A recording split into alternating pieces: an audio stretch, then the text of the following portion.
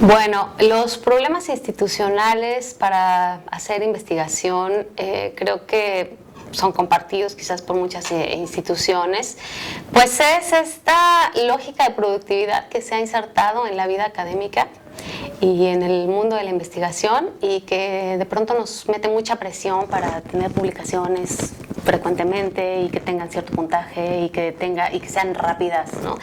Y formar investigadores en cierto tiempo. Entonces, bueno, los procesos de la investigación social, antropológica particularmente, que yo desarrollo, pues implican mayor tiempo, ¿no? Son procesos para observar cómo se da la vida social, cómo ocurren prácticas, cómo ocurren procesos educativos, y eso pues no es algo rápido, ¿no? Entonces,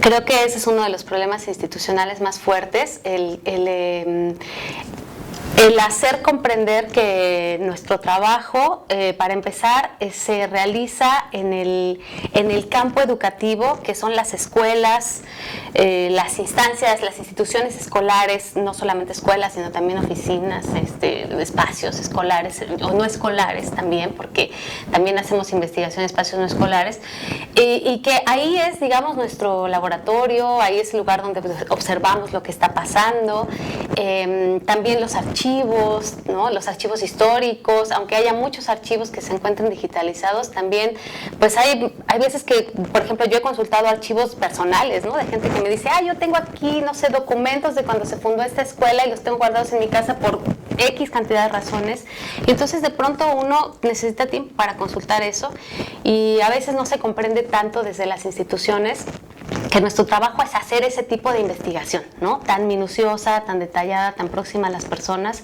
Y bueno, pues eso es algo que a veces en lo que tenemos trabas, en los que tenemos dificultades, porque como que pareciera que no estamos haciendo nada o porque estamos saliéndonos todo el tiempo, y en realidad es que estamos trabajando. Y por otro lado, los problemas teóricos y problemas empíricos que yo vería desde finales del siglo XX, aunque bueno, es un discurso que viene desde antes, el de la educación intercultural y bilingüe,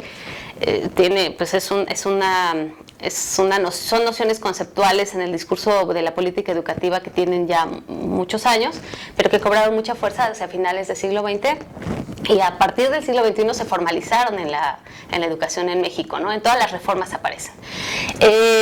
Creo que actualmente hace falta darle un giro a esas nociones y a la conceptualización que tenemos de ellas, incluso crear nuevos términos. Yo creo que pues actualmente los pueblos originarios, tanto en México como los pueblos originarios latinoamericanos y en otros lugares del mundo, están ocurriendo procesos de autogestión, de autonomía, ¿no?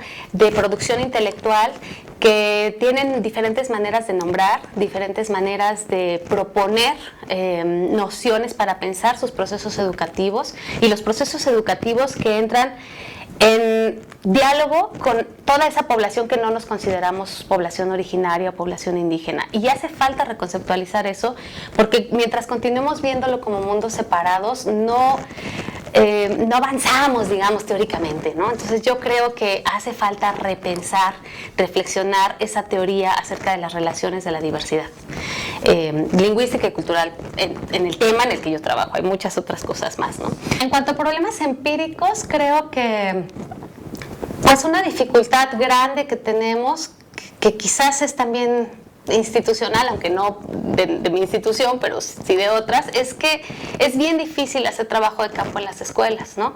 Actualmente, por las condiciones de inseguridad que vivimos en el país y de violencia, pues es comprensible que las autoridades de las escuelas pongan muchas reservas para permitirle el acceso a alguien ajeno a una escuela, ¿no? Y en México tenemos una tradición poco desarrollada de antropología de la educación en contextos escolares, entonces se ve muy raro que de pronto entre un investigador a la escuela, y es bien difícil que se logre ese acceso. Entonces, obtener dato empírico escolar cuesta mucho trabajo. Los nuevos temas que yo creo, hay muchísimos, pero bueno, creo que algunas sugerencias, pues me parece que algo que es muy importante es empezar a ver cómo se está desarrollando la escritura en lenguas originarias actualmente, cuáles son los procesos de apropiación que tienen tanto los profesores como los estudiantes e incluso las comunidades, ¿no? Hay muchos casos actuales en los que Por ejemplo, hay grupos de organización en una comunidad en que dicen necesitamos hacer una carta, por ejemplo, para probar que este territorio es nuestro y necesitamos escribirlo en nuestra lengua para que quede constancia de que somos un pueblo originario y tengamos ese respaldo legal, ¿no? Entonces, estos procesos de apropiación de cómo está ocurriendo, que pasa mucho en la escuela, pero que pasa también en otros procesos comunitarios, pero que a final de cuentas construyen o son, digamos, el proceso de cómo se va construyendo una cultura escrita en las lenguas originarias, es algo bien interesante y se está empezando a documentar, pero creo que falta todavía documentar muchísimo y desde diferentes perspectivas, ¿no?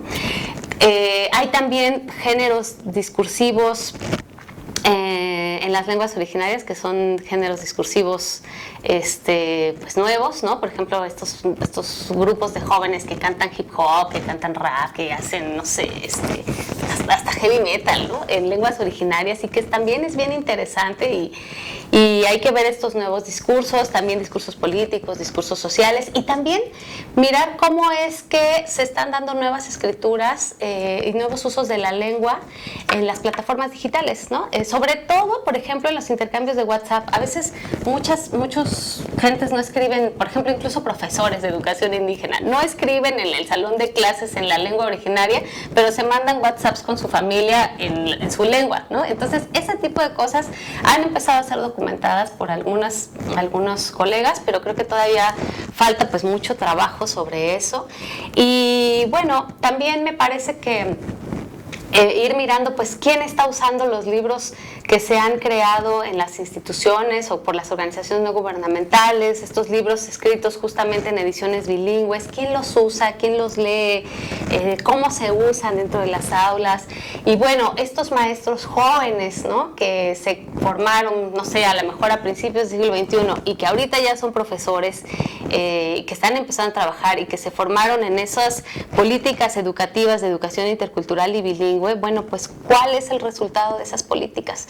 Hace falta mirar cuáles son esos profesores, cómo son esos profesores que pues van a estar trabajando en lo que resta del siglo XXI y cómo van a estar formando a esos nuevos estudiantes que viven en unos contextos en los que, además de usar sus lenguas originarias, también pues el inglés y el español están constantemente en contacto, ¿no? Y entonces, ¿cómo es que nos estamos... ¿Cómo es que somos una sociedad multilingüe, al menos en México, sin darnos mucho cuenta, ¿no? Y bueno, cómo estamos teniendo estos contactos también con todas las lenguas de migración que están llegando al país, ¿no? Creo que ahí pues todavía hay un campo muy vasto de nuevas investigaciones acerca de las diferentes lenguas que están llegando a los contextos escolares y educativos en general.